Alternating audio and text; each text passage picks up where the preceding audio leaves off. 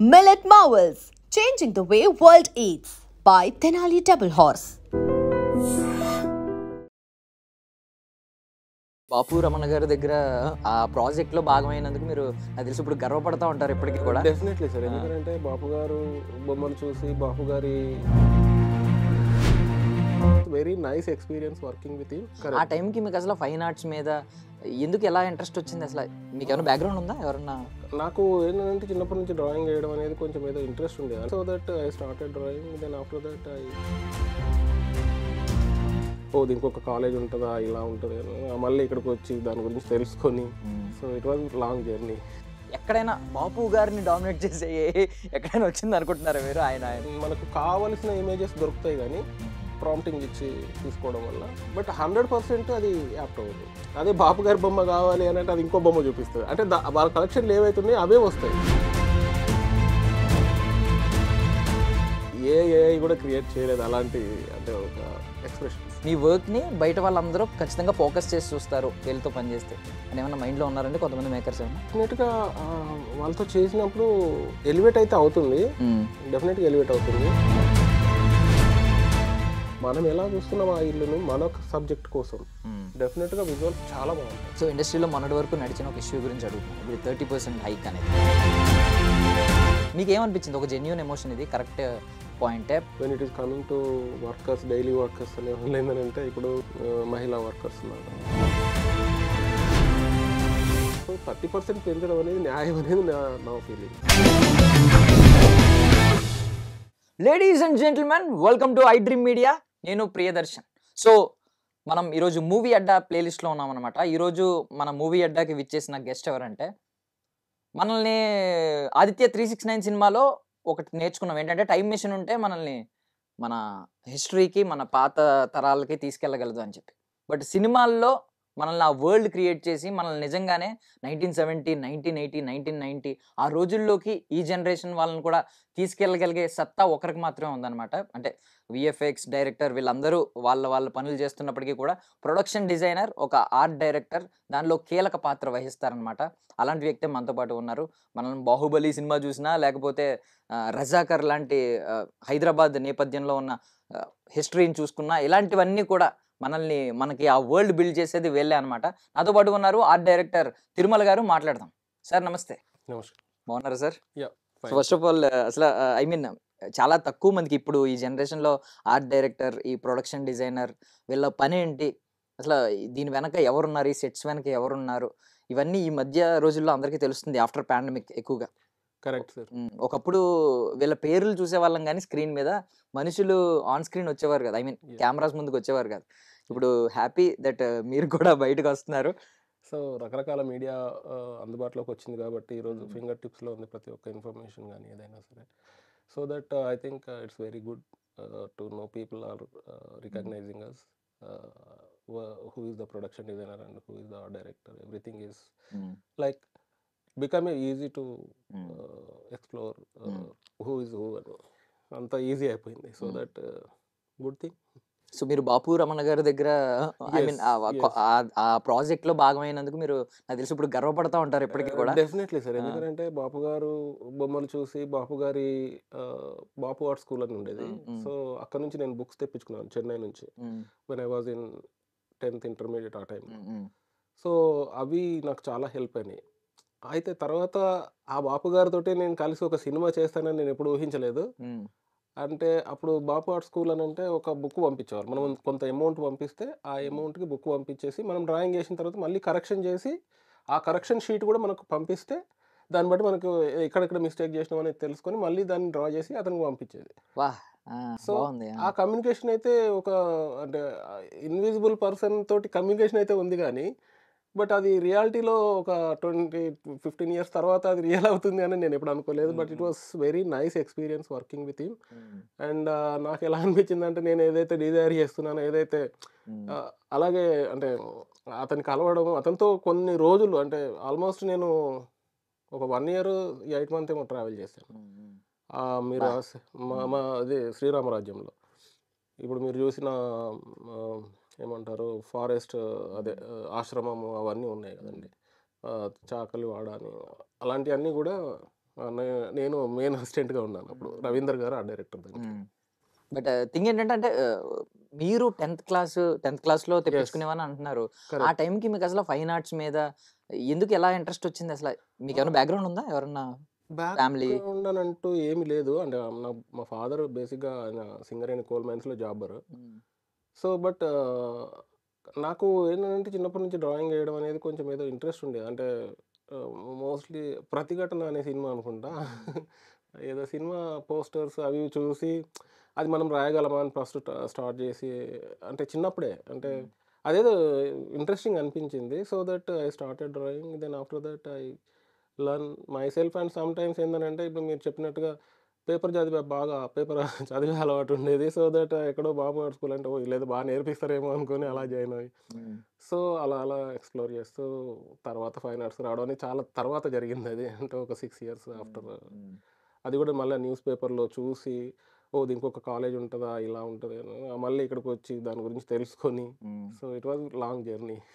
Actually Bapu garu Bapu గారు topic వచ్చింది కాబట్టి, సందర్భం వచ్చింది కాబట్టి అడుగుతున్నాను. ఇప్పుడు ఏఐ వచ్చింది, ఆర్టిఫిషియల్ ఇంటెలిజెన్స్. మనం ఏది కావాలితే అది డిజైన్ చేసేసుకోవచ్చు. మన ఫింగర్ టిప్స్లో కూడా ఇప్పుడు వచ్చేస్తుంది, ఫోన్లో చేసేసుకోవచ్చు. ఈవెన్ వాయిస్తో విత్ మనం టెక్స్ట్ కూడా ఇవ్వక్కర్లేదు. ఇంత వెసులుబాటు వచ్చేసిన తర్వాత రకరకాల డిజైన్లు మనం చూస్తున్నప్పుడు ఎక్కడైనా బాపు గారిని డామినేట్ చేసే ఏఐ ఎక్కడైనా వచ్చింది అనుకుంటున్నారా మీరు? ఆయన see AI also created somebody somewhere in the earth. ఎవరో ఒకరు క్రియేట్ చేయబడింది అది కూడా. So if it is Bapu garu కూడా ఏఐ వాళ్ళని కన్సల్ట్ చేసి ఈ బొమ్మలని పెట్టుంటే బాపు గారు బొమ్మ అనగానే అది మనకు చూపిస్తుంది. అంటే it's a collection of memory work. తర్వాత కొంత ఏంటంటే ఇప్పుడు ఏఐ రావడం వల్ల చాలామంది అంటే మనకు కావలసిన ఇమేజెస్ దొరుకుతాయి కానీ ప్రాంప్టింగ్ ఇచ్చి తీసుకోవడం వల్ల, బట్ 100% అది యాప్ట్ అవ్వదు. కొంత ఒక 80% రీచ్ ఉంటుంది. అదే బాపు గారి బొమ్మ కావాలి అని అంటే అది ఇంకో బొమ్మ చూపిస్తుంది. అంటే వాళ్ళ కలెక్షన్లు ఏవైతున్నాయో అవే వస్తాయి. 100% Bapu garu cannot come, 100% MF Husain cannot come. So so ఏంటంటే డెఫినెట్గా అది ఇప్పుడు మారుతున్న టెక్నాలజీ ప్రకారం ఏఐ అనేది డెఫినెట్గా అది చాలా హెల్ప్ఫుల్ అవుతుంది. ఇన్స్టాంట్గా మనం ఏదైనా చూపించాలి అలాంటప్పుడు ఓకే. ఇప్పుడు సమ్ టైమ్స్ ఇప్పుడు మీరు ఇదే రాజాకార్ 1947 ఏఐలో చూపించమన్నారు అనుకోండి, వాళ్ళు ఏదో చూపిస్తారు. బట్ ఇక్కడ రిక్వైర్మెంట్ ఇంకోలా ఉంటుంది. మన రిక్వైర్మెంట్ ఒకలా ఉంటుంది, అది చూపించే విజువల్స్ ఒకలా ఉంటాయి. So some times it is very useful. But definitely అది మీరు అన్నట్టుగా బాపు గారిది అయితే చూపించకపోవచ్చు. 100% ఐ వోంట్. కరెక్ట్. అంటే మనం బాపు గారు ఒకవేళ ఈ బొమ్మ గీస్తే ఎలా ఉంటుంది అనే దాన్ని అడిగినా కూడా అది అన్ని బేస్ చేసుకుని దాని ఇంటెలిజెన్స్ ఏదో ఇస్తుంది, ఇంటెలిజెన్స్తో ఇస్తుంది, ఎమోషన్ మిస్ అవుతుంది. బట్ అది ఉండదు. ఆయన ఏదైతే ఎమోషన్ అనుకుంటాడో ఆ లైన్లో ఉండే అది ఒక మెస్మరైజింగ్ లాంగ్వేజ్ ఉంటుంది ఆయన డ్రాయింగ్లో. సిగ్నేచర్ ఉంటది. అంటే ఇది బాపు గారి బొమ్మ సిగ్నేచర్ అనే కాదు, expression, the way of expressing the without words, only lines తోటే ఆ కళ్ళలో కానీ ఆ బాడీలో కానీ ఆ ఫామ్లోనే అదే ఒక చమత్కారమైన ఒక ఇది ఉంటుంది. అది ఐ థింక్ ఏఐ కూడా క్రియేట్ చేయలేదు అలాంటి అంటే ఒక ఎక్స్ప్రెషన్స్. సో బాపు గారు అప్పుడు బొమ్మలు గీస్తున్నప్పుడు మీరు కూడా మీ పెన్సిల్ పెట్టాల్సిన అవసరం ఏమైనా వచ్చిందండి? అంటే మీరు కూడా ప్యారలల్గా ఏదైనా డ్రా చేసి చూపించారు? అసలు అతను మాటలు చాలా తక్కువ మాట్లాడతారు. సో అతనికి ఏంటంటే ఏదైనా డ్రాయింగ్లో చూపించాలి. సో మీ డ్రాయింగ్ వెళ్ళినప్పుడు ఏంటి ఫస్ట్ ఆయన రియాక్షన్? ఎక్కడన్నా కరెక్షన్స్ చేసినప్పుడు కొంచెం డెఫినెట్గా చేశారు. అంటే నాకు పాలవెల్లి అంటే అప్పటి వరకు తెలియదు, దాన్ని తెలుగులో ఏమంటారు అంటే పాలవెల్లి అని, తెలంగాణలో పాలవెల్లి అనేది నాకు తెలియదండి అసలు. సో నేను డ్రాయింగ్ గీసిన తర్వాత నాకు తెలిసిన పాలవెల్లిని గీశాను. అంటే అదేదో దేవుడు పెట్టుకునే ఒక ఇది అని మాత్రం అర్థమైంది. బట్ 100% తెలియకపోతే so I drew something and he made some corrections and Tirumala this is called palavelli. Okay sir నాకు తెలియదు, ఇట్స్ నాట్ ఏ ప్రాబ్లం అని చెప్పేసి మళ్ళీ అతను ఇలాగ ఆ డ్రాయింగ్స్ కూడా నేను దాచిపెట్టుకున్నాను, ఉన్నాయి నా దగ్గర. ఈవెన్ నేను అతను వేసిన స్టోరీ బోర్డ్స్ కూడా దాచిపెట్టుకున్నాను. వా ఓకే. బట్ ఈవెన్ మీరు ఆ రోజుల్లో లక్షలు ఖర్చు పెట్టినా కూడా ఆయనతో ఒక క్లాస్ ఇలా మాస్టర్ క్లాస్లు అయ్యి కుదిరేవి కాదు. బట్ అదృష్టం ఏంటంటే డెస్టినీ అలా క్రియేట్ చేసింది మీకైతే. డెఫినెట్గా అండి. అంటే నా కెరీర్ స్టార్టింగ్లో చాలా మందితో నేను పెద్దవాళ్ళతో వర్క్ చేయడం జరిగింది sir. So that is my అంటే లక్ అనాలా ఇంకేమనాలో నాకు తెలియదు కానీ but it's like a not only Bapu garu అంటే బాపు గారు ఇస్ ద వెరీ హైట్స్ అంటే అందరికంటే నేను హైట్లోనే చూస్తాను. బట్ ఆ టైంలోనే నేను రాజమౌళి గారితో చేశాను, ఈవెన్ సుకుమార్ గారితో, శ్రీను వైట్ల గారితో, చంద్రశేఖర్ ఎలిటి గారు నాకు చాలా ఇష్టమైన అంటే కొంతమంది డైరెక్టర్స్ ఉన్నారు. సో అందరితో ఆల్మోస్ట్ ఈవెన్ మన ఓజీ డైరెక్టర్ ఇప్పుడు వస్తున్న సాహో ఆయనతో కూడా చేశాను. సాహో ఆయనతో అంటే ఇవన్నీ కూడా నేను అసిస్టెంట్గా ఉన్నప్పుడే చేసినవే. బట్ అది నాకు చాలా హెల్ప్ అయింది కూడా, ఎందుకనంటే నా జర్నీలో వాళ్ళతో చేసిన ఎక్స్పీరియన్స్ అనేది చాలా అంటే ప్లస్ అవ్వకుంటూ వచ్చింది. సో ఇట్స్ ఇంక్రెడిబుల్ జర్నీ అనొచ్చు. యాక్చువల్లీ మీరు భారీ బడ్జెట్ ఉన్న గ్రాండియర్ సెట్స్ అన్నిటిని బిల్డ్ చేయడంలో ఫస్ట్ భాగమయ్యారు. Yes. మీరు ట్రైన్ అవుతున్న మీరు మీ పొటెన్షియల్ని సోలోగా పర్ఫామ్ చేసే ముందు ఇలా ఇవన్నీ చేయడం ఇవన్నీ చేసుకుంటూ వచ్చారు. Correct. సో ఇప్పుడు వచ్చిన తర్వాత మొత్తం క్వశ్చన్ పేపర్ మొత్తం మారిపోయినట్టుంది. అంటే మీకు వచ్చేవన్నీ పీరియాడికల్ డ్రామాసే వస్తున్నాయి కంప్లీట్లీ. ఇక ఛాలెంజింగ్ థింగ్ ఏంటంటే రెఫరెన్స్ ఉంటుంది. మనం ఏమైనా తప్పు చేస్తే ఖచ్చితంగా పాయింట్అవుట్ చేస్తారు. అవును. ఇదేంటి ఇలా ఉండదే, చార్మినార్ మీరు చార్మినార్ని హైదరాబాద్ని లోకల్ హైదరాబాద్ని రిప్రజెంట్ చేశారు 1970s 80s టైంలో. సో ఇది మోస్ట్ ఛాలెంజింగ్ థింగ్ కదా. ఏమన్నా అనిపించిందండి క్వశ్చన్ పేపర్ మొత్తం మారిపోయింది నేను సోలోగా వచ్చేసరికి అని చెప్పి? డెఫినెట్గా, ఎందుకంటే దట్ ఈస్ వాట్ ఒక ఆర్టిస్ట్ ఆర్ ప్రొడక్షన్ డిజైనర్కి R&Dలో ఎక్కువ స్కోప్ ఉండే సినిమాలు వచ్చినప్పుడు ఇట్స్ లైక్ ఏ విందు భోజనం అంటారు కదా. So that I felt like that only. I never seen like it is a hard thing అనేది నాకు ఎప్పుడు అనిపించలేదు. అంటే ఎస్పెషల్లీ ఇంకా ఛాలెంజింగ్ అనిపించేది. సో మీరు అన్నట్టుగా పెద్ద సినిమాలు చేసినప్పుడు కొంత బడ్జెట్ రిస్ట్రిక్షన్స్ తక్కువ ఉంటాయి, ఎందుకంటే పెద్ద పెద్ద స్టార్స్ ఉంటారు. సో అక్కడ మనకు కావాల్సిన విధంగా మనకు ఛాన్స్ ఉంటుంది అంటే దాన్ని ప్రజెంట్ చేయడానికి. But when it is coming to చిన్నగా అంటే స్టార్ట్ చేసి కొంచెం ఎక్కువ కంటెంట్ ఉన్న సబ్జెక్టులు చేయాలనుకున్నప్పుడు ప్రొడ్యూసర్స్కి కొన్నిసార్లు ఏంటంటే ఆ బడ్జెట్ సపోర్ట్ చేయకపోవచ్చు. సో అలా వచ్చిన సినిమాల్లో నాకు అంటే రజాకార్ కావచ్చు, బలగం కావచ్చు, ఇప్పుడు చేసిన మహేశ్వర కావచ్చు. సో దాట్ టైం ఆల్సో నేనేమనుకున్నా, నేను ఎలా ఎక్స్ప్లోర్ అయ్యాను అంటే అప్పుడు ఆ టైంలో నేను అది చూసినప్పుడు ఓకే దీన్ని మనం ఇంకా అంటే తక్కువ బడ్జెట్లో చేయవచ్చా, నా థాట్ అలా ఉండేది అనమాట. ఎక్కువ పెడుతున్నాం, ఓకే దీన్ని వేరే మెటీరియల్ ఏమైనా చేస్తే తగ్గుతుందా, సో ఇంకా తక్కువలో మనం ఈ quality A kind of material తీసుకుంటే మనకు తగ్గుతుంది.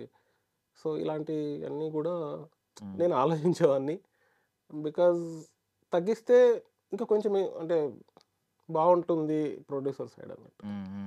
బట్ మైసభా విషయానికి వస్తే, మైసభా అంటే మీరు మీ మేకర్స్ మీరందరూ కూడా అది ఫిక్షనల్ పొలిటికల్ సినిమా అని చెప్తున్నా, ఒక ఫిక్షనల్ క్యారెక్టర్స్ అని చెప్తున్నా కూడా మేము ఎంతో కొంత రిలేట్ అవుతున్నాం ఏపీలో ఒకప్పటి రోజులన్నింటినీ. సో ఆ సెట్స్ అన్నీ కూడా మమ్మల్ని నిజంగా ఆ రోజులకి తీసుకెళ్ళినాయి. చాలామంది కూడా బ్రిలియన్స్ కనిపిస్తుంది ఇందులో, సెట్స్లో రియల్గా ఉంది, సేమ్ ఆ రోజుల్లో ఒకప్పుడు పొలిటీషియన్స్ ఎలా ఉండేవారు, ఆ సెట్స్ ఎలా ఉండేవి, అవన్నీ సేమ్ అలాగే ఉన్నాయి సిమిలర్గా అని చెప్పి. మీకు ఎక్కడన్నా అంటే ఈ రోజుల్లో సోషల్ మీడియాలో మనం ట్రోల్ చేయడానికి ఎక్కడ దొరికితే అక్కడ వాళ్ళ మేధస్సు వాళ్ళు చూపించుకుంటున్నారు, ఇది రిపీట్ రా, ఇది ఇక్కడ కాపీ రా అని చెప్పి. ఈవెన్ మీకు పెద్ద పెద్ద సినిమాల్లో కూడా ఆ సినిమా హాలీవుడ్ నుంచి కాపీ కొట్టి ఇక్కడ పెట్టారు, ఇక్కడ నుంచి కాపీ కొట్టి ఇక్కడ పెట్టారు, లేదంటే ఆ రోజుల్లో ఎలా ఉండేది కాదు, వీళ్ళు ఇక్కడ దొరికిపోయారు, ఎవడు మేధస్సు వాడు చూపించుకున్నాడు. ఎక్కడన్నా మీకు ఎక్కడన్నా ఒక ట్రోలింగ్ మీ దాని మీద మీ వర్క్ మీద ఎవడైనా వేలు పెట్టి చూపించినట్టు సోషల్ మీడియాలో ఎక్కడ కనిపించిందా? అంటే జనరల్గా ఏంటంటే ఎక్కువ దీని గురించి చెప్పుకోవాల్సి వచ్చినప్పుడు మీరు అంటున్నట్టుగా ఎక్కడో కనెక్ట్ అవుతుంది అక్కడ అని అంటున్నారు కదా. సో ఇది ఎలా ఉంటుందంటే సార్, ఇది డైరెక్టర్ గారు చెప్తున్నది ఏంటంటే అతను ఒక ఫిక్షన్ రాసుకున్నారు, దాన్ని ఎవరైనా కనెక్ట్ అవ్వచ్చు అవ్వకపోవచ్చు, అది పక్కన పెట్టేస్తే ఇప్పుడు మనం ఈ స్పేస్లో ఈ తెలంగాణ ఆంధ్రలో ఉన్నాం కాబట్టి easily we are comparing with some other persons like ఎవరైతే అనుకుంటున్నామో వాళ్ళు. But when it is coming to Bihar or Delhi or Bombay somewhere else, అక్కడ వాళ్ళకి ఇది ఒక ఫిక్షన్ లాగానే ఉంటుంది కానీ they cannot compare with somebody around them అని నా ఫీలింగ్. సో ఇంకొకటి మీరు అడిగిన దాంట్లో ఎవరైనా వేలెత్తి చూపారా అంటే ఒక ఫిక్షన్ స్టోరీని చూస్తున్నప్పుడు వాళ్ళ మైండ్ సెట్ ఎలా ఉంటుందంటే బ్యాక్గ్రౌండ్ ఎప్పుడైతే అది మర్జ్ అయ్యి స్టోరీలో మెల్ట్ అయ్యి ఓవరాల్గా మనకు ఆ ఫ్లేవర్ కనబడుతుంది. ఎప్పుడైతే ఆ ఫ్లేవర్ మిస్ అవుతుందో అప్పుడు ఎవరు కామెంట్ చేయాల్సిన అవసరం లేదు, ఆ విజువలే కామెంట్ చేస్తుంది. సో అక్కడ మనకు కామెంట్ రాలేదు అని అంటే వి బ్లెండ్ పర్ఫెక్ట్లీ అని నా ఫీలింగ్.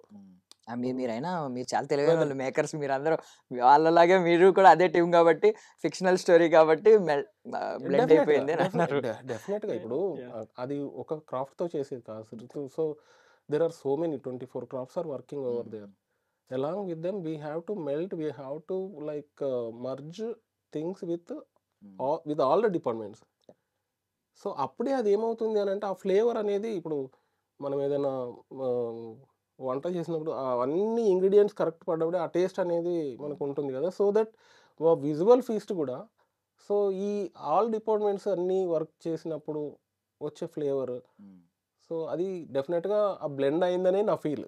లేకపోతే ఎక్కడో చోట కామెంట్ వచ్చేది, సో అది రాలేదు అని అంటే instead of that. First comments గురించి ఎందుకు అడిగానంటే కాంప్లిమెంట్స్ ఎక్కువ విన్నాను కాబట్టి నేను కమెంట్స్ గురించి అడిగాను. రియర్లీ నేను ఎక్కడ చూడలేదు కాబట్టి మీకు ఏమన్నా, బికాస్ మీ క్రాఫ్ట్ కాబట్టి మీ వర్క్ కాబట్టి ఎవరైనా ఇది ఉంది అంటే సమ్వేర్ ఏంటంటే నేను ఎక్కడో ఒక రివ్యూలో సమ్వేర్ ఎవరో పంపిస్తే చూశాను. బట్ దాంట్లో ఏంటంటే ఇందులో సెట్లు ఏమి ఉన్నాయి, లేకపోతే ఇందులో ఏమి అంటే ఆర్ట్ వర్క్ ఎలా చేశారు అన్ని కొన్ని లొకేషన్స్ ఒరిజినల్ ఉన్నాయి కదా అని.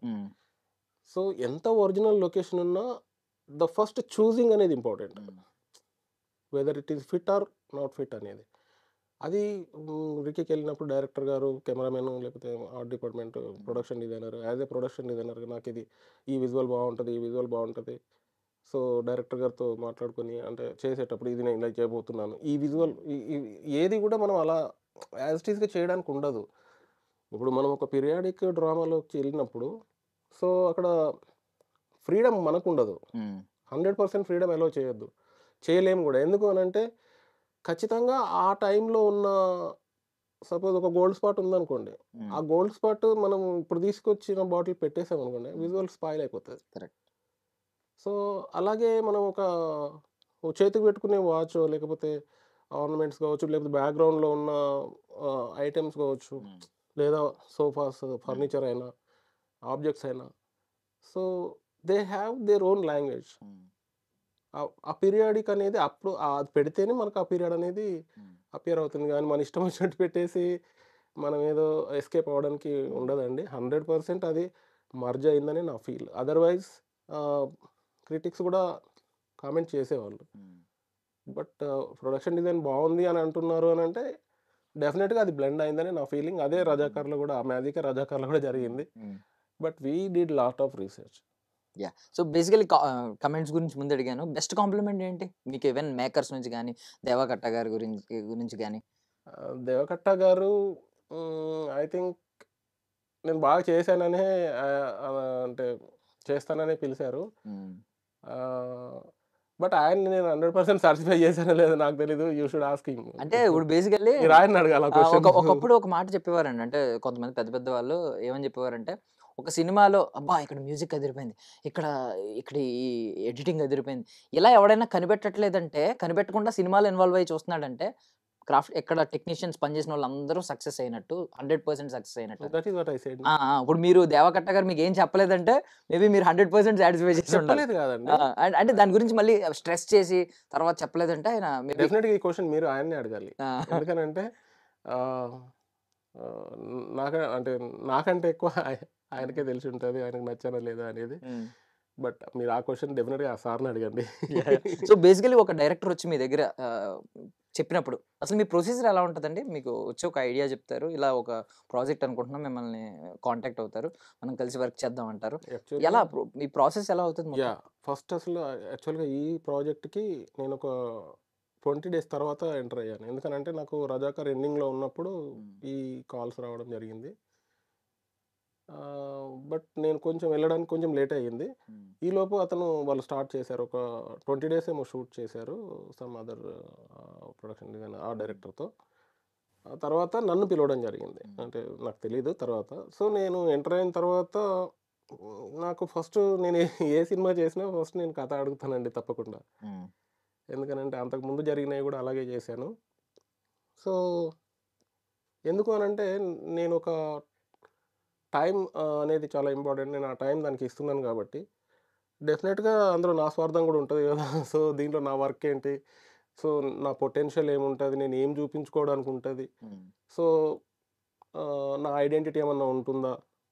Otherwise it is waste of time కదా. సో దట్ నేను సెలెక్ట్ చేసుకునేటప్పుడే డెఫినెట్గా నేను కథ అడిగాను, ఆయన కూడా అడిగాను. అడిగితే నాన్న చెప్పారు ఇలా పీరియాడిక్ ఇట్లా 75 అది అని.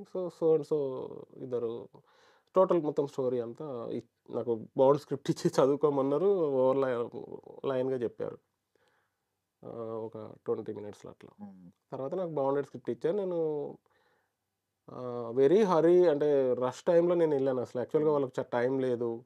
ఆ టైంలో నేను అంటే ఏమంటారు ఎక్కువ R&D చేయడానికి కూడా నాకు చాలా తక్కువ టైం ఉండే. అప్పుడు ఎంటర్ అయ్యాను. బట్ ఈ సీన్ వైజ్ చదువుకుంటూ సెటప్ చేసుకుంటూ వెళ్ళలేదు. అంటే కూర్చొని చదవాలంటే అది 10 రోజులు పడుతుంది. అది చాలా పెద్ద ఎపిసోడ్ కదా. మోర్ దెన్ 7 అవర్స్ ఉంటుంది దగ్గర దగ్గర. సో 7 అవర్స్ ఎపిసోడ్స్ నేను మినిమం 10 రోజులు కూర్చొని చదవాలి. నాకు ఆ టైం లేదు అక్కడ. సో ప్రాక్టికల్ థియరీ ఒకేసారి వర్క్ చేస్తూనే ఆ స్కీమ్ చదువుకోవడం అంతే. ముందు నాకు చెప్పేవాళ్ళు కదా పలానా షెడ్యూల్, మనం ఇప్పుడు వైజాగ్ వెళ్తున్నాం, ఇక్కడ 10 days చేస్తున్నాం, దానికి సో అండ్ సో అంటే ఆ ఎపిసోడ్లు మాత్రం చదువుకునేది. కొన్నిసార్లు కొన్ని ఎపిసోడ్లు చదవాల్సిన అవసరం లేని కొన్ని స్కిప్ చేసి ఇలా చేయడం జరిగింది. ఈ విషయంలో దేవ గారు కూడా చాలాసార్లు మీరు స్క్రిప్ట్ చదవట్లేదు అని అంటే దెర్ ఇస్ నో టైం. ఆయన అసలు కొంచెం పర్ఫెక్షనిస్ట్ లా ఉంటారు కదా. 100% పని రాక్షసులు. తర్వాత మమ్మల్ని కూడా బాగా పిండుతారులేండి. డెఫినెట్గా.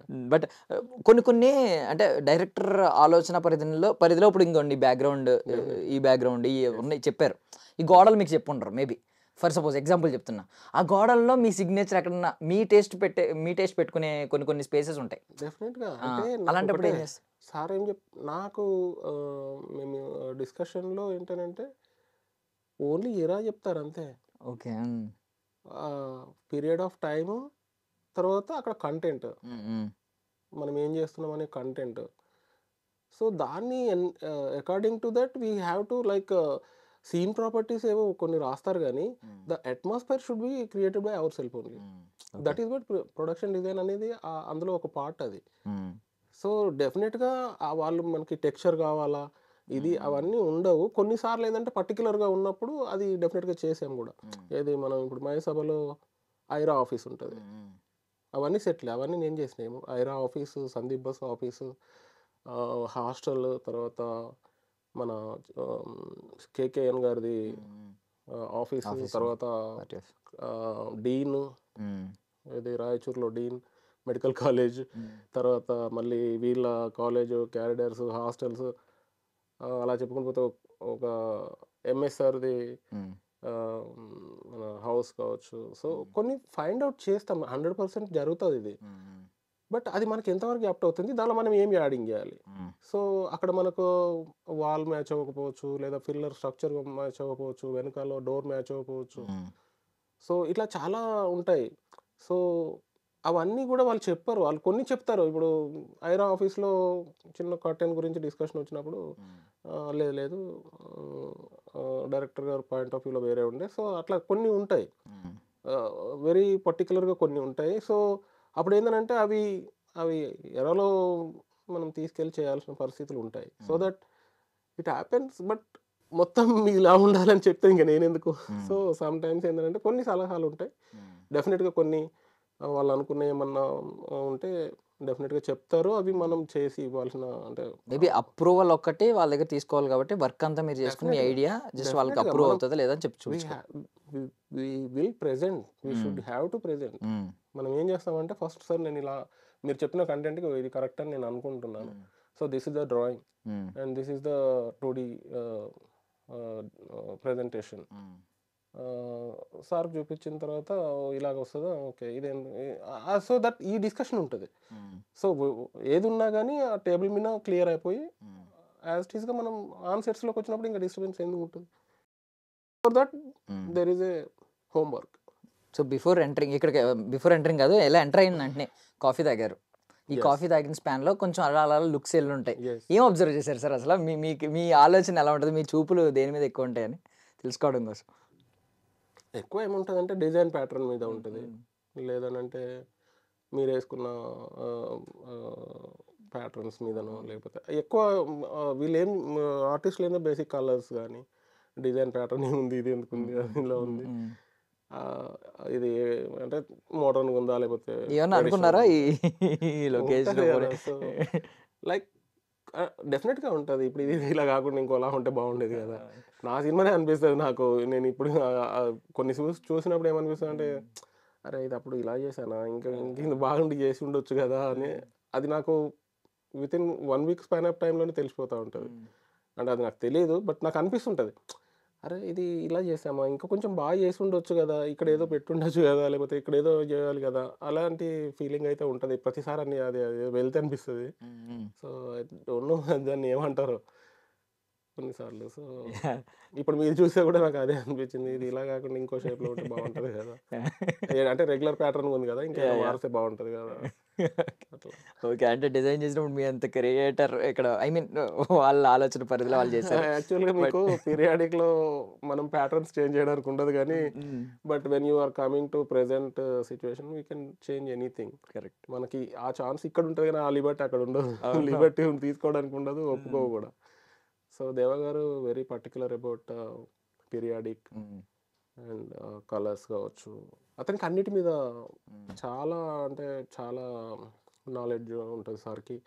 ఎలా అంటే అతను చాలా బుక్స్, తర్వాత ఇంకా నాలెడ్జ్ అంటే అక్వైర్ చేస్తూ ఉంటారు. ఎప్పుడు చదవడం, మనుషులు చదవడం, బుక్స్ చదవడం, ఇవన్నీ ఉంటాయి కదా. సో దట్ అందుకే అతను డైరెక్టర్ అయ్యారు. సో ప్రతి దాంట్లో అతనికి మీరు ఏది తీసుకెళ్ళినా కానీ దాన్ని డెఫినెట్గా చూసి ఆ ఏరాలో ఉందా లేదా, ఎంతవరకు మ్యాచ్ అవుతుంది, బాగా నాలెడ్జ్ ఉంది ఆర్ట్ పైన కానీ మిగతా విషయాల మీద కానీ. అసలు మీ పరిధిలో ఏమేమి ఉంటాయి సార్? అంటే బేసికలీ కొంత ప్రాప్స్ అన్నీ ఆల్మోస్ట్ మీ పరిధిలోనే ఉంటాయి.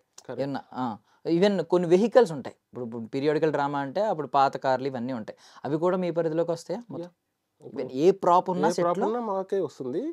ఈవెన్ ఇప్పుడు మీరు చూసిన ప్రచార రథం ఉంది కదా, అది మనం క్రియేట్ చేసింది. అది ఓకే.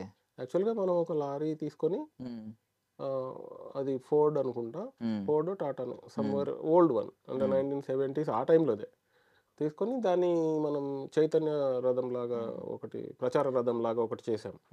సో దాన్ని మోడిఫై చేసింది మనమే. అది రెడీమేడ్గా ఏం దొరకలేదు. అలాగే మీకు రజాకార్లో అయితే చాలా వెహికల్స్ నేను అంటే మోడిఫై చేసాము. అలాగే దీంట్లో కూడా చాలా వెహికల్స్ ఉన్నాయి. కొన్ని ఫైండ్ అవుట్ చేసినవి ఉన్నాయి, కొన్ని మనం మోడిఫై చేసినవి కూడా ఉన్నాయి. అలా డెఫినెట్గా ఆ ఏరియాలోకి మర్జ్ చేయడం అనేది జరుగుతుంది. అది కూడా మనకు వస్తుంది. సో మోడర్న్ స్టోరీ టెల్లర్స్ కొంతమంది ఉన్నారు, ఫిక్షనల్ స్టోరీ టెల్లర్స్. ఇప్పుడు మీకు వచ్చిన ఇవి పీరియాడికల్ డ్రామాస్, హిస్టారికల్ నేపథ్యం ఉన్నవి. సో వీటి విషయానికి వచ్చేసరికి మీకు లిబర్టీ ఉంటుంది. అంటే మీకు ఎలా చూపించాలి, ఇంకా కొత్తగా చూపిద్దాం, ఇలా చూపిద్దాం అని ఉంటుంది. ఇక్కడికి వచ్చేసరికి కొంచెం రీసెర్చ్ అండ్ డెవలప్మెంట్, కొంచెం రీసెర్చ్ ఎక్కువ, చాలా వర్క్ ఉంటుంది. దట్టు ఏంటంటే కొన్ని పరిధులు దాటకూడదు, కొన్ని సెట్ ఆఫ్ బౌండరీస్ పెట్టుకుని ఎక్కడెక్కడే అందులోనే వర్క్ చేయాలి. మీకు రెండిట్లో వర్క్ చేసినప్పుడు ఎక్కువ సాటిస్ఫాక్షన్ ఎక్కడ వస్తుంది? అంటే ఫ్యూచరిస్టిక్ సినిమాల్లో ఉంటుంది, ప్లస్ పీరియాడిక్లో ఉంటుంది. ప్రజెంట్ సిచ్యువేషన్లో ఏముంటాయి అంటే చేయొచ్చు కానీ చేయట్లేదు. అంటే నాకేమనిపిస్తుంది అంటే పీరియాడిక్లో మనకి ఎక్కువ స్కోప్ ఎక్కువ ఉంటుంది ఆర్ట్ వర్క్ చూపించడానికి. తర్వాత ఫిక్షను ప్లస్ ఫ్యాంటసీలోకి వెళ్ళినాం అనుకోండి, అది ఇంకా బాగుంటుంది. ఎందుకు అని అంటే మనం యాజ్ ఏ ఆడియన్గా కావచ్చు, లేదా యాజ్ ఏ ఆర్టిస్ట్గా అయినా, లేకపోతే క్రియేటివ్ పర్సన్స్ ఎవరికైనా ఉంటే ఫ్యాంటసీలో ఉంటారు, లేదా అదే మన రియాలిటీలో ఉంటారు. సో ఆ రెండు పాయింట్స్ నాకు తెలిసి ఎవరు ఇష్టపడిన వాళ్ళు ఉండరు. రెండు అనేవి ఆ రెండింటికి మధ్యలో ఉండే వాళ్ళు నాకు తెలియదు కానీ, బట్ ఇటు రియాలిటీ కానీ లేదా ఫిక్షన్లో కానీ. సో నాకు ఆ ఫ్యాంటసీ కూడా వస్తే ఫ్యాంటసీలో ఎక్కువ ఫ్రీడమ్ ఉంటుంది. ఎందుకంటే దెర్ ఈజ్ నో క్వశ్చన్ చేయడానికి ఏమి ఉండదు అక్కడ. ఎందుకంటే ఫ్యాంటసీలో ఏమైనా చేయొచ్చు, there is no limits. But realistic వచ్చేసరికి కొంత లిమిట్స్ ఉంటాయి డెఫినెట్గా. సో కొంతమంది మేకర్స్ సినిమాలు ఏంటంటే రివ్యూస్ ఇచ్చినప్పుడు ఖచ్చితంగా ఒక కాలం, ఒక స్పేస్ ఉంటుంది. ఏంటంటే సెట్స్ డిజైన్స్ గురించి. ఎంతో ఏ సినిమా తీసినా శంకర్ గారు అప్పటి సినిమాలు. శంకర్ గారు ఏ సినిమా వచ్చినా సెట్స్ గురించి, ఆయన గ్రాండియర్ గురించి మాట్లాడుతూ ఉంటారు. రాజమౌళి గారు సినిమాలు కొంతమంది మేకర్స్ ఉంటారు అలాగా. సో మీకేమన్నా ఉందా సార్ ఇలాంటి వాళ్ళతో ఒకరితో ఎవరైనా వర్క్ చేయాలి? బికాజ్ ఎలివేట్ అవుద్ది మీ వర్క్‌ని, బయట వాళ్ళందరూ ఖచ్చితంగా ఫోకస్ చేసి చూస్తారు వీళ్ళతో పని చేస్తే అని ఏమన్నా మైండ్‌లో ఉన్నారండి కొంతమంది మేకర్స్ ఏమన్నా? డెఫినెట్‌గా వాళ్ళతో చేసినప్పుడు ఎలివేట్ అయితే అవుతుంది. డెఫినెట్‌గా ఎలివేట్ అవుతుంది.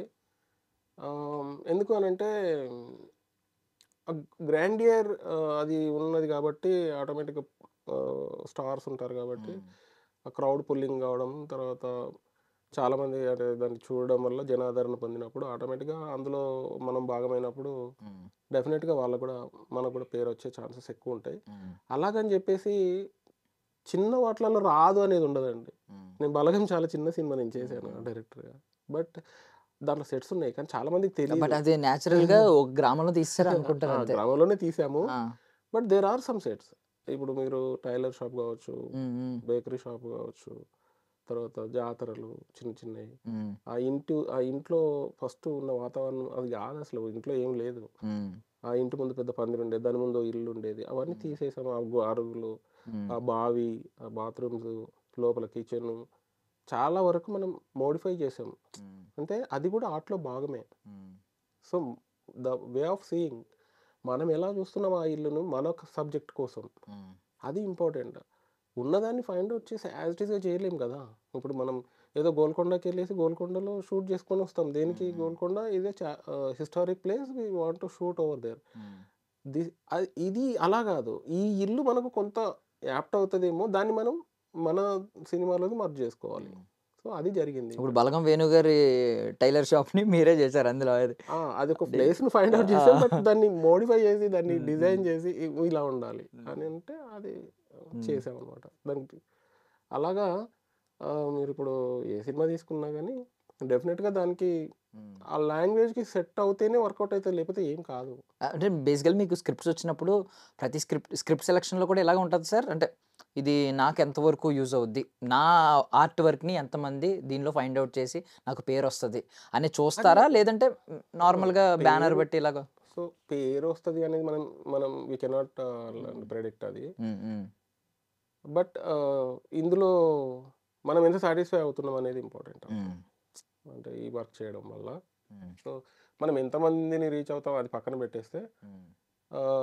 మనం దీన్ని అంటే 100% చేస్తే వచ్చే ఒక చిన్న గ్లింప్స్ ఏదో ఉంటది. అది సాటిస్ఫాక్షన్ అంటారో దాన్ని ఏమంటారో హ్మ్. కరెక్ట్‌గా we cannot analyse that expression. But అది ఉంటుంది. హ్మ్. అది చిన్నదైనా, పెద్దదైనా లేదా గ్రాండియర్ అయినా హ్మ్.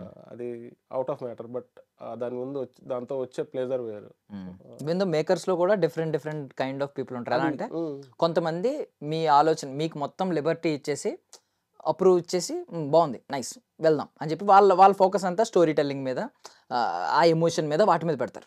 బట్ కొంతమంది అంటే బేసికల్లీ మాకు తెలీదు ఔట్‌సైడర్స్ కాబట్టి మేము రాజమౌళి గారిని కొంచెం ఎక్కువగా కాంట్రాడిక్ట్ చేస్తూ, మాట్లాడుతూ, ఎక్కువ కమ్యూనికేషన్‌లో మీతో పాటు ఉంటూ ఇలా ఉంటారేమో అనుకుంటాం. ఐ మీన్ కొంతమంది మేకర్స్ ఏమంటంటే మీతో కమ్యూనికేట్ చేస్తా ఉంటారు. ప్రతిదానికి ఇద్దరు కాంట్రాడిక్ట్ చేసుకుంటూ దాన్ని బెటర్ అవుట్‌పుట్ తీసుకురావడానికి స్ట్రగుల్ అవుతా ఉంటారు. కొంతమంది ఏంటంటే అప్రూవల్ ఇచ్చి మీ లిబర్టీకి మీకొక లిబర్టీ ఇచ్చి చేస్తా ఉంటారు. మీకు ఏది ఎక్కువ సాటిస్ఫాక్షన్ ఇస్తా ఉంటది? అంటే యాజ్ ఏ ప్రొడక్షన్ డిజైనర్‌గా హ్మ్. మనం సినిమా చెప్పినప్పుడే మనకొక విజువల్ ఉంటది. హ్మ్. మీరొక స్టోరీ టెల్లింగ్ చెప్పినప్పుడు మీకు మీకు తెలీదు గానీ బట్ నాకు ఆ విజువల్ కనబడుతుంటది. హ్మ్. ఇప్పుడు ఓకే. మీరు నెరేషన్‌లోనే. నరేషన్‌లోనే నాకు అనిపిస్తా ఉంటది. హ్మ్. ఇప్పుడు మీరు చెప్తా ఉంటారు. నేను ఒక ఫారెస్ట్‌కెళ్ళాను. ఒక చిన్న తోవ ఉంటుంది. అక్కడికెళ్ళిన తర్వాత ఒక హ్మ్. డ్యూప్లెక్స్ హౌస్ ఉంటుంది. ఆ హౌసు సో అండ్ సో మెటీరియల్‌తో ఉండొచ్చు. లేకపోతే ఆ పైన మళ్ళా డ్యూప్లెక్స్ ఉంటుంది. పైన ఒక అమ్మాయి రూమ్ ఇలాంటియన్నీ గూడా మీరు చెప్తా ఉంటారు. హ్మ్. హ్మ్. మీరు ఎలాగైతే విజువల్ చెప్తుంటారో నాకు అలా పిక్చర్ పడిపోతా ఉంటది. మీరు స్టోరీ బోర్డ్ గీసేసుకుంటూ ఉంటారు లోపల. నేను కొన్ని సార్లు అక్కడే ఆన్ స్పాట్‌లో కూడా ఓకే. గీస్తుంటా నేను. ఆ! నేను ఆళ్ళు చెప్తా ఉన్నప్పుడు ఆటోమేటిక్‌గా నేను గీసుకుంటా ఉంటాను. హ్మ్. అలా చాలా చోట్ల జరుగుతది. జరిగింది గూడా. హ్మ్. సో, ఆ విజువల్‌ని అంటే అప్పుడు రఫ్ విజువల్ ఉంటది గానీ, బట్ దాన్ని ఫేర్ చేసి మళ్ళీ డైరెక్టర్ గారికి చూపించి, సార్ మీరు అనుకున్నది ఇదే గదా! హ్మ్. డెఫినిట్‌గా డైరెక్టర్ గారి పాయింట్ ఆఫ్ వ్యూ అనేది చాలా ఇంపార్టెంట్. ఎందుకు అనంటే, అతనికే తెలుసు అతను ఎలా స్క్రీన్ ప్లే రాసుకున్నారు. ఎలా ఎక్కడి నుంచి ఎంత స్పేస్ కావాలి, హ్మ్. ఎక్కడి నుంచి కెమెరా పెట్టాలి. ఇవన్నీ ఉంటాయి గాబట్టి, డెఫినెట్గా మనం అతను అనుకున్న దాన్ని మనం విజువల్గా చూపించినప్పుడు దాంట్లో డెఫినెట్గా వాళ్ళ సలహాలు సూచనలు కంపల్సరీ కావాలి, వస్తాయి కూడా. 100% ఇస్తారు. ఫ్రీడమ్ ఇచ్చినంత మాత్రాన చేస్తారని కాదు, ఫ్రీడమ్ ఇస్తే కూడా బట్ కోఆర్డినేషన్ అనేది కంపల్సరీ ఉండాలి. కెమెరామెన్ కావచ్చు, డైరెక్టర్ గారు కావచ్చు, ప్రొడక్షన్ డిజైనర్ కావచ్చు, డెఫినెట్గా వీళ్ళ కోఆర్డినేషన్ అందరు కలిసి చేస్తేనే అది రెండో బడ్జెట్ పెరగకుండా ఉంటుంది.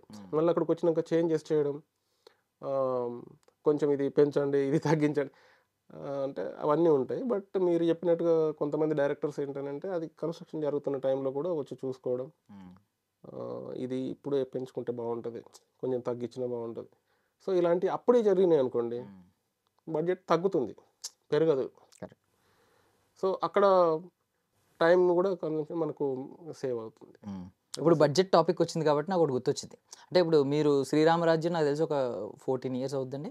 అయిపోయింది 10 years 10+ years అయిపోయి 10+ years శ్రీరామరాజ్యం టైంకి ఇప్పుడు ఉన్న టైంకి ఏంటంటే విఎఫ్ఎక్స్ రావడం వల్ల కొంచెం అడ్వాన్స్ టెక్నాలజీ ఇంకొంచెం అడ్వాన్స్ అవడం వల్ల ఉన్న విఎఫ్ఎక్స్లో కొన్ని సెట్స్ అంటే ఇప్పుడు మీరు ఇక్కడ వరకు కవర్ చేస్తే చాలు, ఆ టాప్ అంతా కవర్ చేయక్కర్లేదు.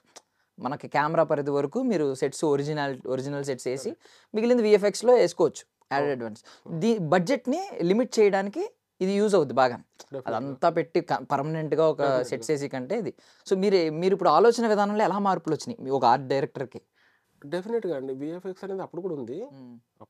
అవును. అప్పుడు కూడా మనం శ్రీరామరాజ్యానికి కూడా నాకు తెలిసి నేను ఎప్పటి వరకు ఉన్నానంటే ఫస్ట్ 2 ప్యాలెస్లు స్టార్ట్ అయినంత వరకు నేను ఉన్నాను. అంతకుముందు పాటు ఫారెస్ట్లో అంటే నేను అసిస్టెంటే అప్పుడు. సో అప్పుడు కూడా 30 feet ఎంత వేసాము అంతే, నేను అసిస్టెంట్గా ఉన్నప్పుడు. ఆ మిగతా పార్ట్ అప్పుడు కూడా సీజీ చేశారు, బట్ ఇప్పుడు కూడా సీజీ చేస్తున్నారు. ఇప్పుడు మీరు చూసిన ఐరా దిగుతుంది, ఇది మైసభలో ఐరా దిగుతూ ఉంటుంది. ఫ్లైట్ ఎంత వేసాం, ఇంత వేసాం, 12 feet వేసాం అంతే. ఓకే.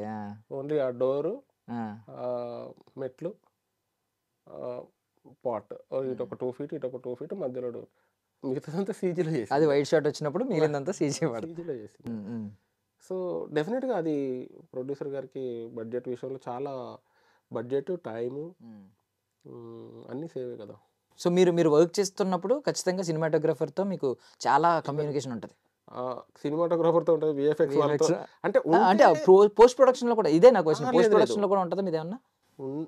పోస్ట్ ప్రొడక్షన్లో నేను కొన్నిటికి విఎఫ్ఎక్స్ వాళ్ళతో ఏమన్నా? డెఫినెట్గా నేను ఇప్పుడు మేము రజాకార్ చేసినప్పుడు మాత్రం విఎఫ్ఎక్స్ కాదు అసలు, నేను ప్రతి షాట్కి నేను వెళ్ళి చూసుకునేవాడిని. అంటే నా వైపు నుంచి ఏమన్నా మిస్టేక్స్ ఉన్నా, లేకపోతే ఏదన్నా అన్వాంటెడ్ ఐటమ్స్ ఏమన్నా ఆబ్జెక్ట్స్ కానీ కనబడ్డప్పుడు కానీ వీటిని కట్ చేయడం, తీసేయడం, అది అక్కడ సాధ్యమవుతుంది. ఒకసారి బిగ్ స్క్రీన్కి వచ్చినాక మనం ఏం చేయలేం. సో అది మెయిన్గా రజాకార్ సినిమాకి అయితే నేను చాలా అంటే నేను ఎడిట్ షూట్లోకి వెళ్ళి కూడా కూర్చునేవాడిని. ఏమన్నా మిస్టేక్స్ ఉంటే అప్పటికప్పుడు మనం చేసుకోవచ్చు, అక్కడ ఒక ఛాన్స్ ఉంటుంది. బట్ అన్ఫార్చునేట్లీ కొన్నిటికి జరగదు అది.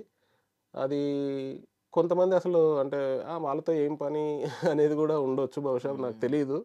బట్ నాకు 100% నేనైతే చూసుకోవడానికే ఇంపార్టెన్స్ ఇస్తాను. ఎందుకు అని అంటే మనం ఒక పీరియాడిక్ డ్రామా చేసినా, లేకపోతే ఒక హిస్టారికల్ ఫిలిమ్స్ చేసినప్పుడు కానీ డెఫినెట్గా అది జరగాలి, జరిగితేనే బాగుంటుంది, మిస్టేక్స్ లేకుండా ఉంటాయి మెయిన్గా.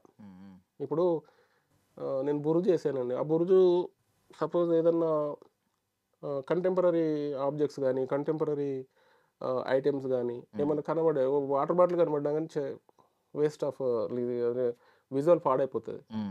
సో చాలామందికి అంటే డైరెక్టర్స్ వాళ్ళకి ఇష్టం ఉండకపోవచ్చు, బట్ నేనైతే అది ప్రిఫర్ చేస్తాను కంపల్సరీ. ఆ డైరెక్టర్కి వెళ్ళి చూసుకుంటే డెఫినెట్గా ఆ విజువల్ ఇంకా బాగుంటుంది అనేది నా ఫీలింగ్. అంటే మిస్టేక్స్ లేకుండా, ఈవెన్ నేను అనుకున్న మూడు ఉందా లేదా, ఇప్పుడు అవన్నీ కూడా చాలా హెల్ప్ అవుతాయి పిక్చర్కి, 100% హెల్ప్ అవుతాయి.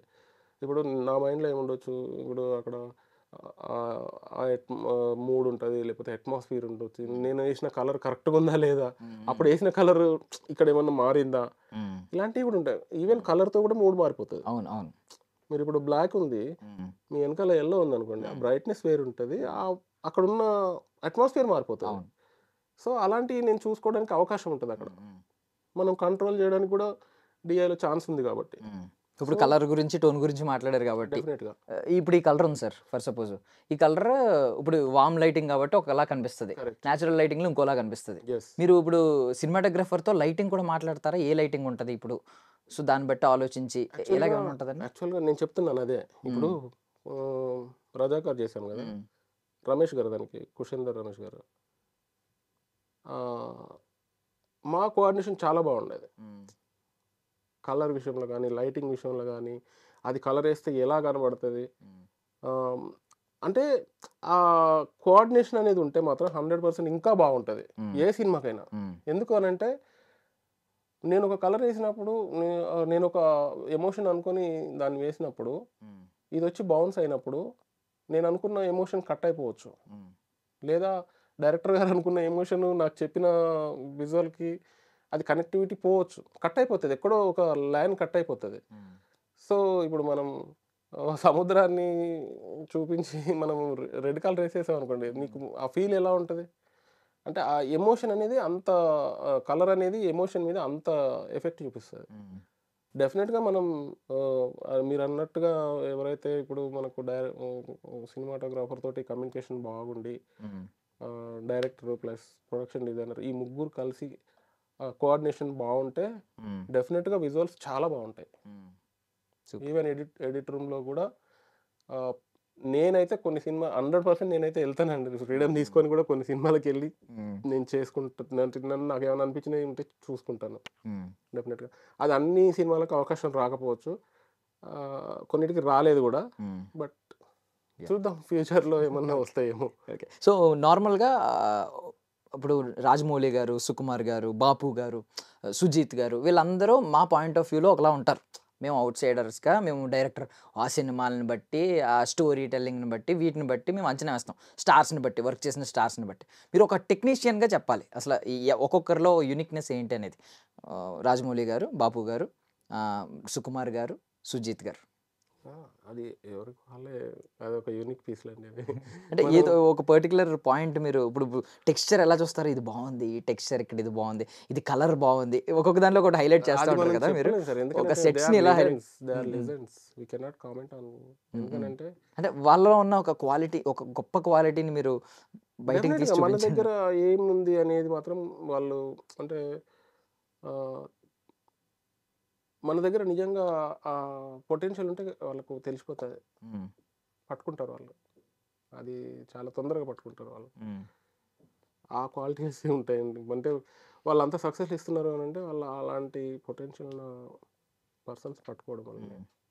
సో మహేసాబులో కూడా అదే జరిగింది కదా. ఇప్పుడు వాళ్ళతో వాళ్ళు పెద్ద పెద్ద ప్రాజెక్ట్స్ మీరు వర్క్ చేసిన వాళ్ళు, కాకపోతే ఇప్పుడు ఏంటంటే సోలో ఆర్ట్ డైరెక్టర్గా, సోలో ప్రొడక్షన్ డిజైనర్గా వాళ్ళతో వర్క్ చేయాలి అనే తర్వాత ఎప్పుడు ట్రై చేయలేదా కొలాబరేషన్ కోసం? లైక్ సుజిత్ గారు ఓజీ చేస్తున్నారు నెక్స్ట్. అది ట్రై చేస్తే వచ్చేది కాదండి, అది ఇట్స్ లైక్ ఏ ఏమంటారు, ఫ్లోయింగ్ రివర్ లాగా వెళ్తూ ఉంటారు, ఎక్కడ ఏం తాకుతూ ఉంటాయో అక్కడ తాకుతూ ఉంటాయి అంతే. ఆ వాటర్ అనేది ఫ్లోలో వెళ్తూ ఉంటుంది, ఒక చోట రాళ్ళు ఉంటాయి, ఒక చోట రత్నాలు ఉండొచ్చు, బట్ అలా వెళ్ళిపోతూ ఉంటుంది. ఆ టైం అనేది వస్తే 100% ఎవరికైనా వస్తే బాగుంటుంది అనే ఉంటుంది కదా. సో మనకు కూడా వస్తే బాగుంటుంది అనే ఫీలింగ్ అయితే ఉంటుంది, but let us see what happens. So ఇండస్ట్రీలో మొన్నటి వరకు నడిచిన ఒక ఇష్యూ గురించి అడుగుతున్నాను. ఇప్పుడు 30% హైక్ అనేది, సో మీరు కూడా 24 క్రాఫ్ట్స్లో ఒక క్రాఫ్ట్స్ మీ ఒక క్రాఫ్ట్, సో మీ కింద చాలామంది అసిస్టెంట్లు వర్క్ చేస్తూ ఉంటారు, వాళ్ళ కష్టం మీకు కనిపిస్తూ ఉంటుంది. సో ఏమనుకున్నారు అంటే, అది ఇప్పుడు ఒక కొలిక్కి వచ్చింది ఆల్మోస్ట్ 30% కూడా విడతల వారీగా కొంచెం ఇంక్రీజ్ చేస్తాం అనేదో అన్నట్టు మాకైతే తెలిసింది. మరి అది దాని టాపిక్ అడగట్లేదు కానీ, బట్ ఆ వివాదం ఎప్పుడైతే తెరపైకి వచ్చిందో మీకు ఏమనిపించింది? ఒక జెన్యూన్ ఎమోషన్, ఇది కరెక్ట్ పాయింటే, పాపం మీరు చూస్తారు కదా వాళ్ళ స్ట్రగుల్. డెఫినెట్గా, ఎందుకంటే ఇందులో 24 క్రాఫ్ట్స్లో మిగతా ఒక 11-12 క్రాఫ్ట్స్కి 11 క్రాఫ్ట్స్కి ఏమో అగ్రిమెంట్స్ ఉంటాయి, వాళ్ళకు పేమెంట్ ఉంటుంది, వాళ్ళకు పక్కా ఇది ఉంటుంది. When it is coming to workers, daily workers అనే వాళ్ళు ఏంటంటే, ఇప్పుడు మహిళా వర్కర్స్ ఉన్నారు, తర్వాత ప్రొడక్షన్ ఇది చీఫ్ ఎగ్జిక్యూటివ్ మన వీళ్ళు ఉంటారు కదా, మన భోజనాలు పెట్టే వాళ్ళు ఉంటారు, తర్వాత జూనియర్ ఆర్టిస్ట్స్, ఇలా కొన్ని క్రాఫ్ట్స్ ఉన్నాయి, కార్పెంటర్స్, పెయింటర్స్, మోల్డర్స్. సో వీళ్ళంతా కూడా మాతో కొలాబరేట్ అయ్యి వర్క్ చేస్తుంటారు. సో వీళ్ళకి ఏంటంటే డైలీ 1240 అట్లా 1400 అట్లా ఉంటుంది. సో నిజంగా వాళ్ళకి ఇస్తే నష్టం అయితే లేదు. ఎందుకనంటే ఇప్పుడు మీరు బయట ఎక్కడ వెళ్ళినా ఏం చేసినా కానీ ఒక 1000 రూపీస్ 1500 అయితే మినిమం ఉంది. అంటే పెరిగిన ఈ నిత్యావసరాలు కావచ్చు, లేదా ఇంకా మిగతా అవన్నీ కూడా చాలా పెరిగిపోయినాయి కాబట్టి సో 30% పెంచడం అనేది న్యాయం అనేది నా ఫీలింగ్. న్యాయమైన కోరిక అది. సో ఎనీవే అది పాజిటివ్గానే జరుగుతుంది, జరగాలని కూడా పాజిటివ్గా జరుగుతుంది. ఎందుకంటే ఇప్పుడు గవర్నమెంట్ కూడా ఇనిషియేట్ తీసుకుంది కాబట్టి. So that it's very good thing. So dream project అంటే బకెట్ లిస్ట్ ఉంటుంది కదా సార్ మీకు కూడా, డ్రీమ్ ప్రాజెక్ట్స్ ఏంటి, టాప్ 3 చెప్పగలరా ఏమన్నా? అంటే డ్రీమ్ ప్రాజెక్ట్ అంటే చెప్పాను కదా ఇంతకుముందు నేను, ఫ్యాంటసీ అయితే మనకు అంటే ఒక కొత్త వరల్డ్ని లేదా ఒక కొత్త ఇమాజినరీ క్రియేట్ చేసే ఛాన్సెస్ ఉంటాయి. ఆ ఫ్యాంటసీలో కూడా సైన్స్ ఫిక్షన్ రకరకాలు ఉంటాయి కదా, అంటే ఆలోచించి ఫ్యాంటసీ ఎనీథింగ్ ఇన్ ఫ్యాంటసీ. ఎందుకనంటే అక్కడ ఫ్రీడమ్ ఎక్కువ ఉంటుంది. ఇప్పుడు మనం ఒక రాకెట్ తయారు చేసాం అనుకోండి, దానికి కొన్ని నార్మ్స్ ఉంటాయి. అది అంటే ఎందుకు అంత వేగంగా వెళ్తుంది, ఎలా వెళ్తుంది అనేది ఒక సైంటిఫిక్ రీజన్ అయితే ఉంటుంది. కానీ బట్ మిగతా దాని సరౌండింగ్స్ కావచ్చు అవన్నీ కూడా ఏంటంటే ఫిక్షన్లో ఎక్కువ ఛాన్సెస్ ఉంటాయి. అంటే మనం ఒక కొత్త వరల్డ్ క్రియేట్ చేయడానికి. సో అది ఉంటుంది. ఎన్నో అవార్డ్స్ గెలుచుకున్నారు, లైక్ ఇంటర్నేషనల్ అవార్డ్స్, ఇక్కడ awards, local awards, national awards, painting మీద, ఫైన్ ఆర్ట్స్ మీద. సో ఒక ఆర్టిస్ట్గా ఇన్ని అవార్డ్స్ గెలుచుకున్న వచ్చిన కిక్ ఒక పక్క పెడితే, పర్మనెంట్ కలెక్షన్ మీది బెల్జియంలో ఏంటంటే museum most sacred art gallery. So ఆ గ్యాలరీలో ఒక పర్మనెంట్ కలెక్షన్, ఒక పర్మనెంట్గా ఒక ప్లేస్ మీకు, ఒక మ్యూజియంలో మీకు ఒక పర్మనెంట్ స్పేస్ అయితే ఇచ్చేసారు. మీరు కొనుక్కోక్కర్ లేకుండా, కొనుక్కున్నా దొరకదు అక్కడ డబ్బులు పెట్టినా. అక్కడ పర్మనెంట్ కలెక్షన్ ఉంది. అంటే మీ తరతరాలు నెక్స్ట్ మీ గ్రాండ్ సన్స్, గ్రాండ్ డాటర్స్ వెళ్ళినా కూడా అక్కడ మా తాతగారు ఇది ఇచ్చిన కిక్ ఏంటి అసలు, ఎలా సాధ్యమైంది? అది we cannot express in words because it is like happen thing. అంటే పాండమిక్ టైంలో యాక్చువల్గా నేను ఒక 2 వర్క్స్ దీనికి ఇచ్చాను అనమాట. దీనికి ఒక చారిటీ షోకి ఎవరికో హెల్ప్ కావాలి అని అంటే, దీని మీద డబ్బులు ఏమి రావు అని అంటే, then I said okay fine నన్ను. అప్పుడు నేను ఆ పెయింటింగ్స్ ఇవ్వడం జరిగింది. అక్కడ ఒక ఫారినర్, అతని పేరు మార్క్ సంథింగ్ ఏదో ఉంది, ఆ పేరు కూడా మర్చిపోయాను. సో ఆ సార్ చూసి అక్కడి నుంచి వెళ్ళి ఆ గ్యాలరీని కాంటాక్ట్ చేసి అక్కడి నుంచి నాకు కాల్ చేయడం జరిగింది. చేసి ఒక 8 వర్క్స్ 10 వర్క్స్ వాళ్ళు పర్చేజ్ చేశారంట పర్మనెంట్ కలెక్షన్ కింద. సో ఇట్ ఈస్ లైక్ అంటే పర్మనెంట్ కలెక్షన్ నాదా అని అంటే నాకు అంటే తెలియదు. నాకు అంటే అది అంత పెద్ద గ్యాలరీ బెల్జియంలో అంత ఇది ఉంది అనేది నాకు తెలియదు. జస్ట్ లైక్ బయ్యర్ ఎవరో తీసుకున్నారు అనుకున్నా. బట్ నాకు తర్వాత తెలిసింది అదంతా తయారు చేసి ఆ ఫొటోస్ పంపించిన తర్వాత బ్రోషర్ వచ్చింది. బ్రోషర్ వచ్చిన తర్వాత షాక్ అయ్యా నేను. ఇంత పెద్ద బుక్, దాని మీద అంటే మోస్ట్ సాక్రెడ్, అది ఎంతమంది ఉన్నారు అక్కడ. తర్వాత ఎగ్జిబిట్ చేశారు. తర్వాత ఒక 6 months యూరోప్ మొత్తం ట్రావెల్ చేసింది షో. చేసిన తర్వాత తీసుకొచ్చి మళ్ళీ బెల్జియంలో పర్మనెంట్ కలెక్షన్ కింద పెట్టిన తర్వాత ఆ ఫొటోస్ కూడా పెట్టారు నాకు. ఇట్ వాజ్ లైక్ అది స్పీచ్లెస్. అవన్నీ కూడా కొంచెం ఇదిగా ఉంటాయి. ఎక్స్పెక్టింగ్ ఒక ఐ మీన్ మళ్ళీ మీరు విజిట్ చేసి ఆ వీడియోలు రావాలి బయటకని మేము ఎక్స్పెక్ట్ చేస్తున్నాం. సో ఫైనల్లీ మీరు కోరుకున్నట్టు మహేసభకి వెళ్ళిపోదాం. మహేసభ విషయానికి వస్తే, దీన్ని స్టార్టింగ్ నుంచి అందరూ మాయాబజార్తో ఐ మీన్ కొంచెం హైప్స్ క్రియేట్ అవుతూ ఉన్నాయి చాలామంది. దేవకట్ట గారి గురించి తెలుసు కాబట్టి మాయాబజార్ ఇది ఓటీటీ మాయాబజార్ అని చెప్పి రకరకాలు వచ్చినాయి. సో ఈ మీ హోల్ ఎక్స్పీరియన్స్లో దాన్ని కొంచెం ఐ మీన్ అంత సాటిస్ఫాక్టరీగా మీరు ఉన్నారా? మాయాబజార్ అంటే ఆ సెట్స్కి, దానికి ఆ సినిమా పరంగా దానికి ఉన్న స్టాండర్డ్స్ వేరు. ఇప్పుడు మహేసభ విషయంలో మీకు ఆ హోల్ సాటిస్ఫాక్షన్ అనేది వచ్చిందా? ఆడియన్స్గా మాకైతే వచ్చింది, ముందే చెప్తున్నాం వ్యూ. But మీకేమనిపించింది personal? డెఫినెట్గా ఇప్పుడు హోల్ సాటిస్ఫాక్షన్ వస్తే నేను ఇంకో సినిమా చేయను కదా. డెఫినెట్గా నేనైతే సాటిస్ఫై అవ్వలేదు 100%. ఎందుకనంటే ఇంకా చాలా చేయాల్సింది ఇంకా చాలా ఉన్నాయి. సో అంటే ఆ టైం పీరియడ్కి అది కరెక్ట్. అంటే నాకున్న బడ్జెట్ కన్స్ట్రెయిన్స్ కావచ్చు, లేదా ఇంకా మిగతా విషయాలు కానీ.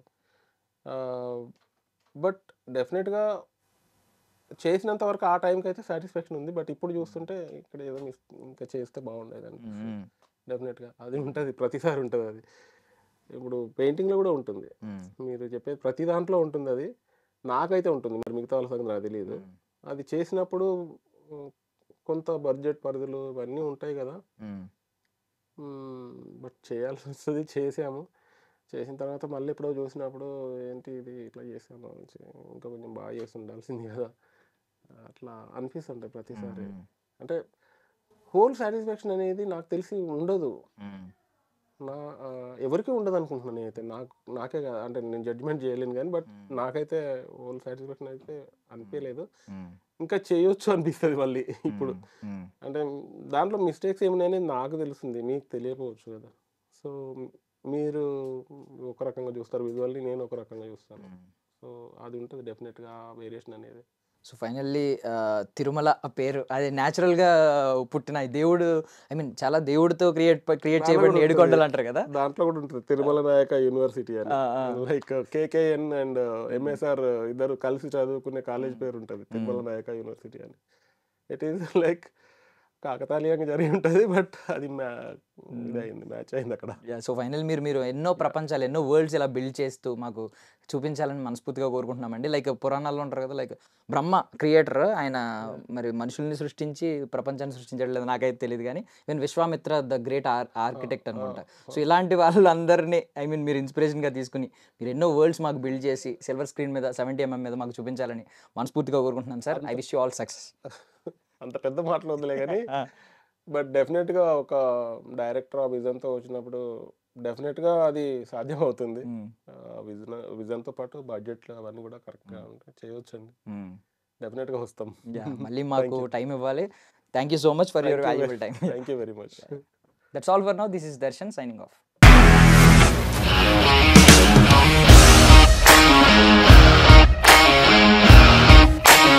ఇండస్ట్రీలో కమిట్మెంట్ ఇష్యూస్ వస్తే నీకు కూడా వచ్చినట్టు మార్నింగ్ తీసుకెళ్ళాడంటే కొట్టి పడేస్తాడు.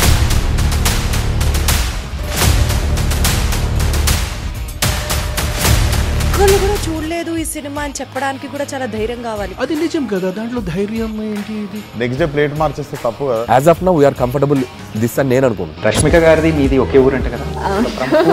నీకు కోపం వచ్చిందంటే బాగా తిట్టేత్తరా? తిట్టేద్దామండి.